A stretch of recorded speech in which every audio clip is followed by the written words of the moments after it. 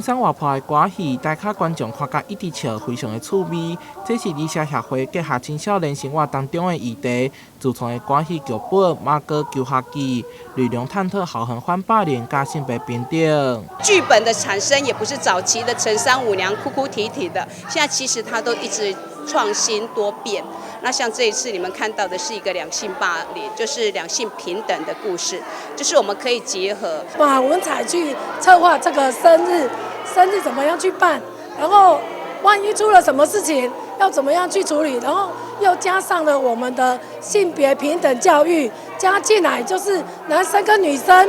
虽然他是男生，可能他比较娘娘腔，但是我们怎么样是去重视这个议题？这出戏由协会理事长带领青少年演出，在公园剧方团长的指导之下，只开了3天的时间，18点钟的排练，所呈现出来的成果相当不容易。将旧的东西融入新的元素，让青少年知道，哇，原来文化还是很重要的，文化也是未来他们可以作为生命、作为生存的一种工具。理社协会投资青少年辅导工课将近20档，借着台湾课程甲工课体验，陪伴15岁到18岁青少年进行职业探索。这次透过歌戏，除了让因有表现机会，也会当亲身体验歌戏演员的责任精神，同时感受到传统文化的水。台南新闻上海采访报道。